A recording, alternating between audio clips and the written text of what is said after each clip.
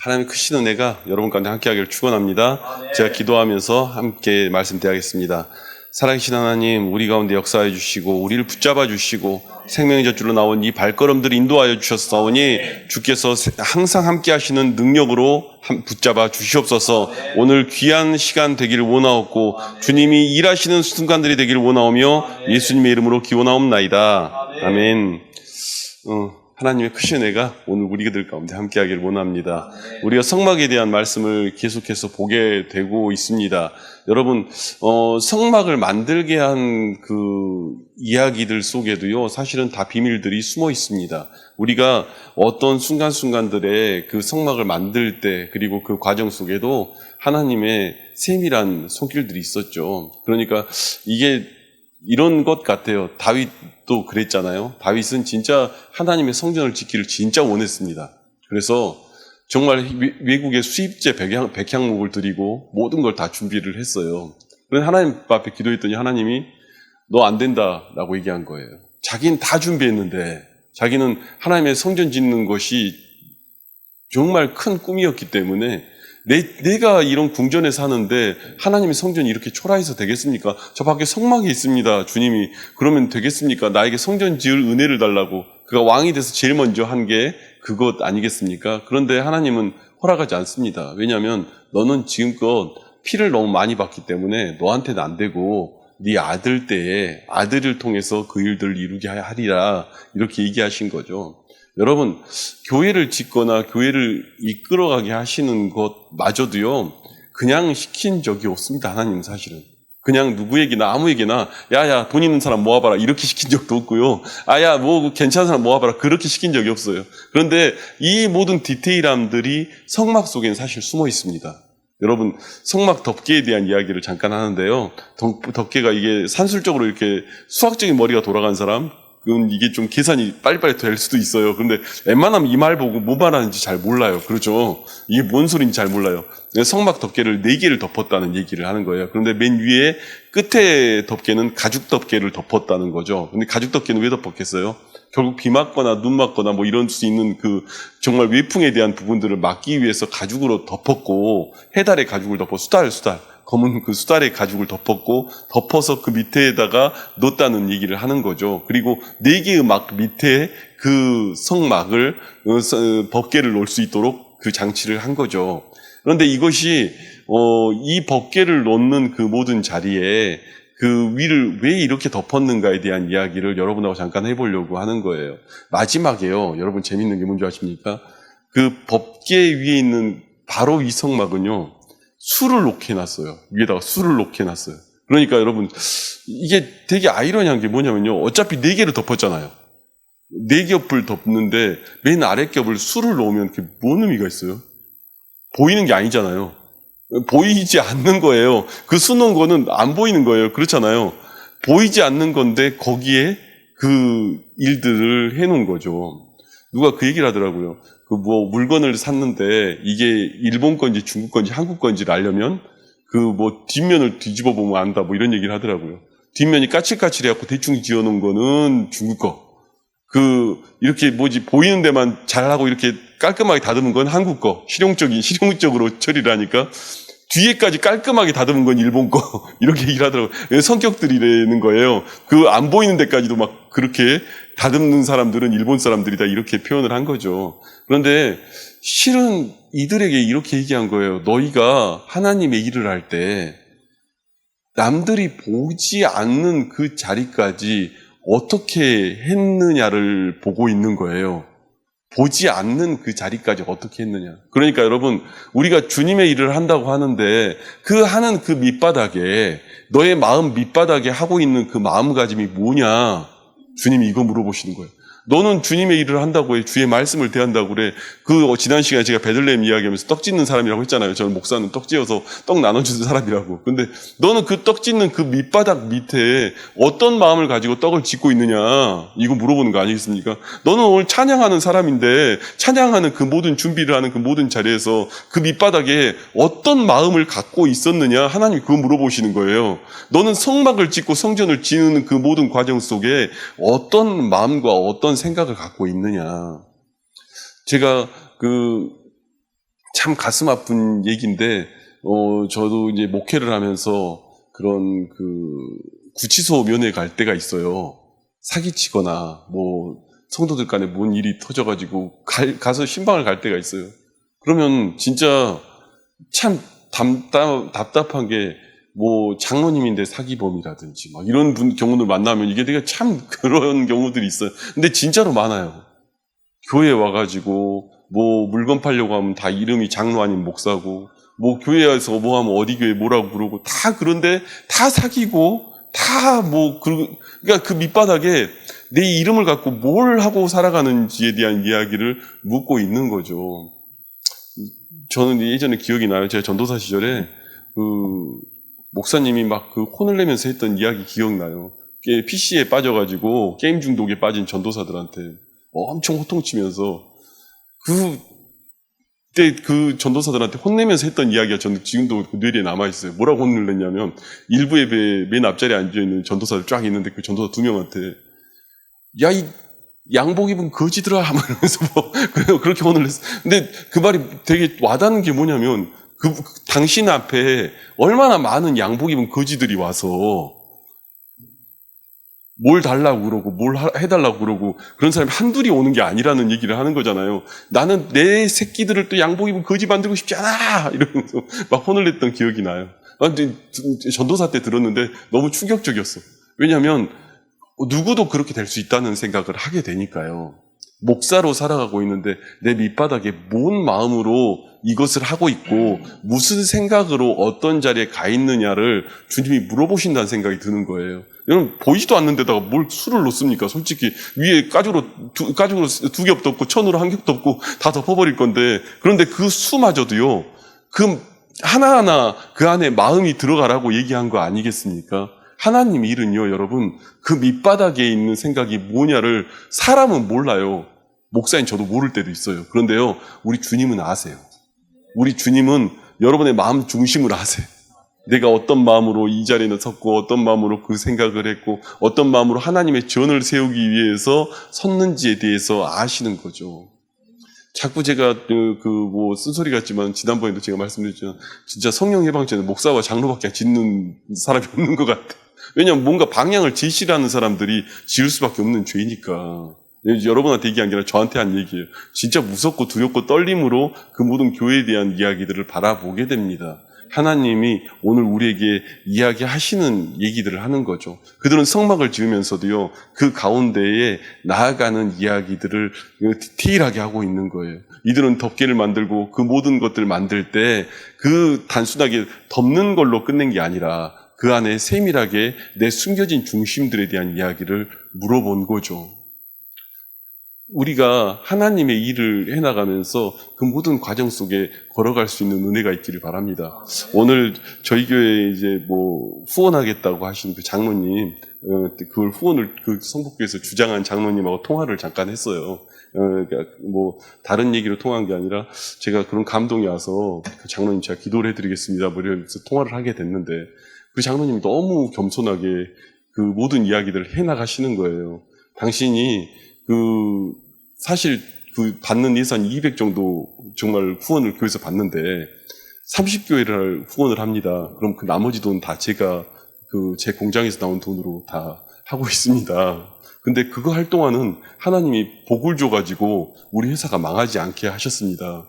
그런데 제가 4년 전에 내려놓고 다른 분한테 그 자리를 넘겨드렸는데 와, 그 4년 사이에 쫄딱 거의 다 망하다시피 했습니다. 그래서 저한테 그 얘기를 하는 거예요. 목사님이 전화를 주신 거 보니 하나님께서 우리 회사 다시 살려줄 것 같습니다. 이런 얘기를 저한테 하시는 거예요. 다시 그 어려운 교회들 살리는데 또 내 삶과 내 시간 한번 드려보겠습니다. 이런 얘기를 하시는데 그럼 제가 전화로 기도하지 말고 내가 그 회사를 갈게요. 제가 회사 가서 기도해 드릴 테니까 그래요. 시간 잡는 거예요. 그 자리에서. 그냥 보면서 어쩌면 마음 중심의 이야기들을 주님이 보시지 않을까. 그 마음 중심의 이야기를 하나님의 교회를 세운 거, 하나님의 교회를 짓는 거, 그 마음 중심의 이야기를 하고 있지 않을까. 그 장로님이 그 얘기예요. 자기는 그때 너무 어려운 교회를 하나 세웠대요. 건축을 했대요. 땅만 있는 교회를 세우는 자리에 그 일을 했는데 그것이 지금도 그 내 삶에서 하나님이 주시는 복이 아닌가 하는 생각이 든다고. 자기 그 공장 어떻게 보면은 그 우리 정은사모도 알겠지만 그 공장 직원도 얼마 없고 뭐 잘 돌아가지도 않아요. 그런데 거기서 늘 그렇게 하시는 거 보면서 야, 하나님이 이렇게도 그 마음 중심을 보시고 복을 주시겠구나. 또 저희 교회가 또 그런 장로님 손길로 또 후원을 받겠다고 생각하니까 또 감사하기도 하고 그런 마음이 함께 들었습니다. 결국은 우리가요, 무슨 일을 어떻게 대하고 어떤 마음가짐으로 대하는지 그리고 어떤 생각으로 대하는지가 또 하나님이 보시는 그 이야기들이 아닌가 하는 생각이 듭니다. 그 다음에 정말 가려져 있지만 중요한 게 뭐냐면요. 이 법계와 그 법계 속에 있는 그리고 그들이 정말 취하고 있는 것이 하나님의 말씀에 대한 부분들이죠. 여러분, 말씀의 불이 있어야 하나님의 교회에 갔습니다. 말씀의 불이 있어야 교회에 같아요. 기도의 불이 있어야 교회 같고요. 성령의 불이 있어야 그 다음부터 교회 같아요. 정말로 그 가운데 들어가서 하나님이 우리 가운데 역사하는 그 불 가운데 들어가야 주께서 우리 가운데 역사하는 그 이야기들을 같이 나눌 수가 있지. 그 불이 없으면요, 뭐 하나 할 수가 없습니다. 오늘 그 준우 형제하고 그 밥 먹으면서 목사님 우리 교회 제일 필요한 게 뭘까요? 저한테 갑자기 느닷없이 그 얘기를 물어봐서 제가 그래 갑자기 느닷없이 대답을 하다가 제가 뭐라고 얘기했냐면 기도와 성령인 것 같아. 우리 교회는 지금 제일 필요한 건 기도와 성령인 것 같아. 그게 제일 필요한 것 같아. 그 다음에 뭐가 주어지든 뭐하든 하는 거지. 그거 안 되고 그냥 다른 거 주어지면 우리 마음이 교만할 것이고 그거 안 되고 다른 거 주어져 봐야 우리 마음이 우리가 잘나서 뭐 되는 것처럼 생각할 것이고 우리가 뭐 세웠다고 말할 거고 내가 보니까 기도와 성령이 제일 중요한 것 같아. 여러분, 믿음이 있어야 교만하지 않아요. 믿음이 없으니까 교만한 거예요. 믿음이 있으면 교만할 수가 없습니다. 왜냐하면 그 모든 것이 하나님의 은혜니까. 여러분, 제가 이 가운데에 서서 하나님의 이야기를 전달하면서도요, 성령이 교통하고 성령의 불이 있어야 하나님의 성전다워지는 거예요. 성령의 불이 있어야 하나님의 이야기들이 그 가운데서 계속해서 흘러 넘쳐나는 거죠. 그 싸움들로, 그 시간들로 살아가는 거예요. 그 다음에 중요한 것들이 우리에게 주어지는 거죠. 오늘 여기에서는요, 성막을 지을 때 다른 것들은 뭐 다 그렇게 되어지는데 하나하나 지어지는 모든 과정을 보면요. 연하여 라고 써 있어요. 여러분, 연한다는 게 뭐예요? 연결되어 있다는 거죠. 교회는 연결되어 있는 거예요. 여러분, 이 목사랑 여러분이 연결되어 있고 여러분의 삶과 여러분의 성도들과 여러분의 지경들이 연결되어 있고 그 모든 것들이 연결되어 있는 거예요. 이 유기체로 생명체로 움직이는 거지 이게 건축물이 아닙니다. 그냥 물리적으로 조직화되어 있는 게 아니라 연결되어 있는 거예요. 저는요, 여러분, 목회를 하면서 제일 무서웠던 게 뭐냐면, 제가, 목회를 진짜 하기 싫었던 때는 언제였냐면, 처음 소명받고 은혜 받았을 때, 지방에서 외국인 교회 할 때요. 그때, 무엇 때문에 하기가 싫었냐면, 목회자잖아요. 남몰래 나 혼자 범하는 범죄를 어느 날 성도들을 봤더니 범하고 있는 거예요. 아무도 몰라요. 저 혼자 범한 범죄예요. 그런데 성도들이 범하고 있는 거예요. 범죄를 하고 있는 거예요. 근데 그걸 보는데요. 우와, 이게 무서운 거예요. 교역자로서 무서운 거예요. 이게 사역자로서. 이걸 내가 그분들을 욕하겠습니까? 난 그 에레미야가 이해가 가더라고요. 그냥 같이 탄식하며 울 수밖에 없는 게. 왜냐하면 그들이 범죄를 했지만 그 믿음 없음이 나 자신의 모습이었거든요. 내 모습이었거든요. 여러분, 제가요, 그때 목회 안 하겠다고 떠나서 서울 왔다가 오늘 여기까지 온 거 아닙니까? 근데는 하게 돼서 여기까지 왔지만 그 어린 나이에 제일 무서웠던 건 그 사람들이 저한테 뭐라고 하지도 않았어요. 엄청난 그 권력이었고 엄청난 위치로 다 돼 있어요. 왜냐하면 뭐 25살에 막 그 극동원서에 로마서 강의하고 막 이러던 친구니까 얼마나 사람들이 괜찮게 봤겠어요. 그런데요, 이 영적인 건 어쩔 수가 없더라고요. 내가 감당할 수가 없겠더라고요. 나는 범죄자인데, 나는 악한 사람인데, 나는 늘 넘어지는 존재인데 그 넘어짐이 나 혼자의 문제가 아니라 앉아있는 성도도 똑같이 하고 있는 걸 보니까 누구를 탓하고 뭐라고 하겠습니까? 저는 그래서 그때 도망쳤어요. 그런데요, 여러분, 도망치는 게 아니라 그 연한다는 건 그 자리에 있는 거예요. 내가 그 자리에 그 길 따라 서는 거예요. 그리고 그 공간 가운데 있는 거죠. 여러분, 오늘 은혜 받으러 오셨습니까? 은혜 받으러 오셨나요? 여러분, 그것도요, 그 자리를 가는 것 자체가 여러분이 그 연하야 그곳에 있는 거예요. 거기에 하나님의 일들이 일어나고 그 하나님의 시간들이 주어지는 거예요. 오늘 우리 요한 전도사님과 대화를 나누면서 내가 요한 전도사님 자세히 이렇게 보니까 이게 그 세상 사람들이 보면 그냥 가스라이팅이라고 할 거야. 그렇지만 자세히 보니까 이건 영적으로 내가 이룬 것 같아. 그대의 그 먼 거리의 운행과 먼 거리가 되나 교회에 와서 이렇게 거치는 그 모든 과정을 주님이 예배로 봐주신 것 같아. 그 과정 자체를 그 시간을 들어서 그렇게 내보내는 그 모든 것마저도 그 뒤에 하나님이 숨겨놓은 선물들이 있고 하나님이 주신 약속들이 있더라는 걸 제가 본다고. 이제 곧 뭐 이사 와서 이쪽 오면 그런 게 없겠지만 그때 또 잘못하면 식어 그게 그 먼 거리에서 와서 막 기도하겠다고 오는 그 자리에서 하나님이 주시는 이야기들이 있는 거예요. 그 공간 속에서 사람마다요, 여러분, 각자의 십자가들이 다 있어요. 각자의 소명들이 있고 각자의 이야기들이 있어요. 내가 좀 용서하십시오. 장로면 장로라는 이름에 걸맞는 하나님이 원하시는 바들이 있고요. 권사는 권사들에 대한 원하는 이유가 있고요. 목사도 목사한테 원하는 그 이유가 있어요. 그 소명들이 있어요. 그거 벗어나서 어디 뭐 딴 데 갈 수가 없어요. 여러분, 그 한 사람 때문에 그 가정이 살기도 하고요. 하나님의 일들이 일어나기도 해요. 여러분, 그거 그렇지 않습니까? 요나 혼자 범죄하니까, 요나 혼자 다시스로 도망치니까 그 배에 있는 사람 다 풍랑 맞잖아요.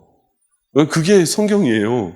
내가 소명의 길을 제대로 감당을 하면 내 삶에서 하나님, 내 지경과 나 만나는 모든 자들이 하나님 복을 받는 것이고, 내가 하나가 소명해서 하나님이 원하시는 바를 따르지 않으면 내 주변에 있는 그 모든 이들이 같이 어려움을 겪는 거예요. 죽으나 사나 목사로 살아가니까 저도 이 단에서 어떻게든 서는 거잖아요. 그 가운데 서는 거예요. 저는 매번 그래요. 누가 사례비가 안 주건 뭐하건 어디가 어떤 집회 가면 뭐가 기도원이 돈을 안 주건 말씀을 전하라고 저한테 허락해 주시면 몇 명이 앉아있고 뭐하든 꼭 가요. 왜 가냐면 하나님이 저한테 허락을 해주신 거잖아요. 그 자리를. 그 주님이 주신 복은 주님이 주실 것이고 주님이 주실 일은 주님이 하실 것이고 여러분들은 여러분들의 그 일들이 있단 말입니다. 각자의 십자가 일들이 있단 말입니다. 제가 그 전도사님한테 그랬어요. 원거리를 이동하는 그 속에 하나님이 놀랍게 감추어놓은 비밀들이 그 속에 하나하나 있어서 그 속에서 복을 받고 은혜를 받고 누리는 거라고. 오늘 우리가 자리를 그 자리에 앉아있는 그 공간이요, 하나님이 주시는 복의 자리들이에요. 그리고 우리에게 그 약속들로 또 이야기를 해나가시는 거죠. 여러분, 교회는요, 전을 지어가는 데는요, 연하여 이어져 있고요. 그 자리들이 다 있는 거예요. 각 그 기물과 이치들마다의 자리들이 있는 거예요. 여러분, 그렇지 않겠습니까? 어찌 보면 그 하나님의 전의 끝에는 단단한 기둥으로 이렇게 박아서 고정을 해놨어요. 이렇게 단단한 봉대로. 왜 그랬겠습니까?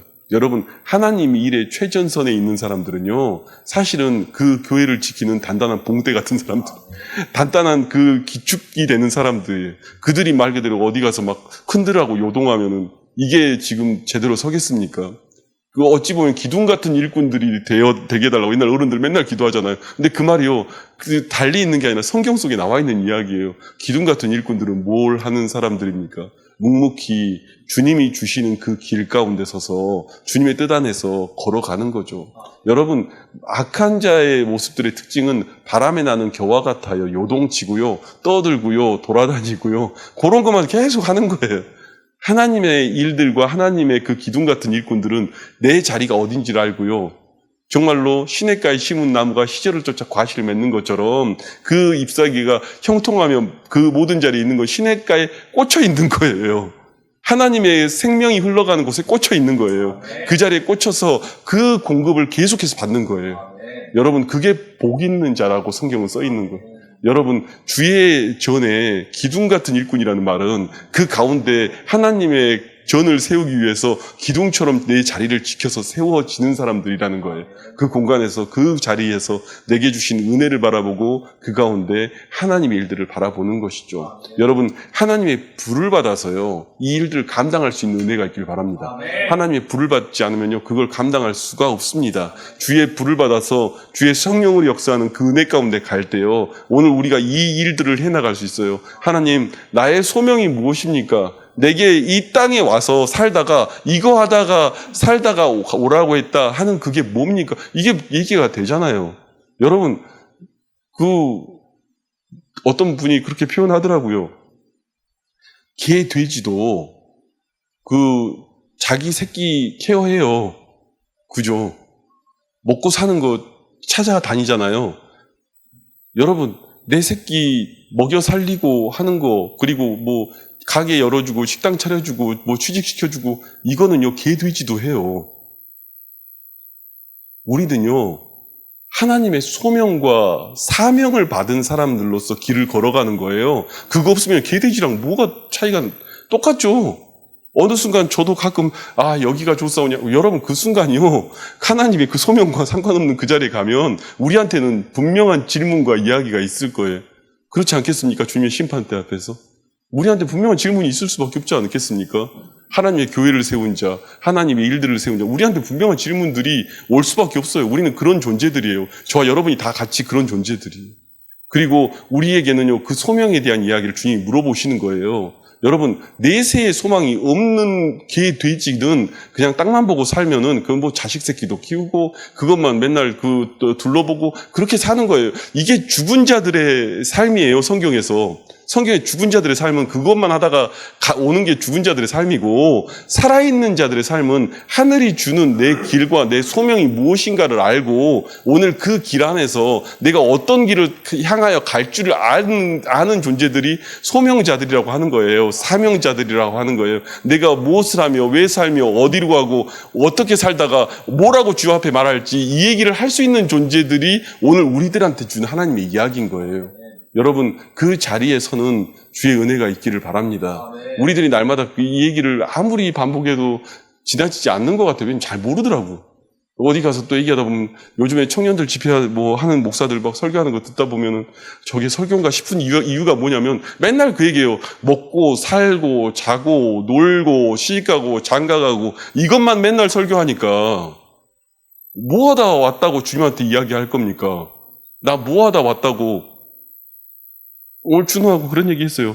일생일 때 한번 나 정말 깊이 있게 주 앞에 이런 헌신하다가 왔습니다 할 만한 것들이 한 번쯤 해보고 싶지 않냐? 한 번쯤은 내 인생을 걸 만한 헌금을 했다. 한 번쯤 말해보고 싶지 않냐? 준호, 그래, 맞아요. 맞아요. 얼마나 감사한지. 제가 그 얘기, 맞아요. 한 번쯤은 그렇게 생각해보고 싶지 않냐? 한 번쯤은 인생을 건 헌신 한번 해보고 싶고, 한 번쯤은 인생 전체를 건 헌금도 한번 해보고 싶고, 한 번쯤은 그래보고 싶지 않냐고. 여러분, 우리한테요, 주님이요, 물어보시는 질문이 무엇인가를 볼 수 있는 눈이 있길 바랍니다. 여러분, 이 성경을 지어가는 그 모든 자리에는요, 주님의 그 세밀한 이야기들이 우리를 디테일하게 보고 있어요. 우리의 모습을 디테일하게 보고 있고 우리의 모습 속에 그 작은 부분까지도 보고 있어요. 여러분, 우리 찬양 인도하는 우리 전도사님 모두 그런 얘기하는데 찬양 인도할 때요, 성령은 예민합니다. 내 모습을 디테일하게 보고 있어요. 그 가운데서 오늘 우리에게 하나님 주신 이야기들이 분명히 있는 거죠. 여러분, 오늘 우리가 정말 주의 뜻 안에서 마지막 날 주 앞에 섰을 때 잘했다 칭찬받는 하나님의 종들이 되기를 축원합니다. 마지막 날 주 앞에 섰을 때, 제 꿈이에요. 제 꿈이에요. 주 앞에 섰을 때 할 말은 있었으면 좋겠다. 나 정말 할 말은 있었으면 좋겠다. 하나님 앞에 그렇게 고백할 수 있는 저와 여러분이 되기를 주님의 이름으로 축원합니다. 우리 시간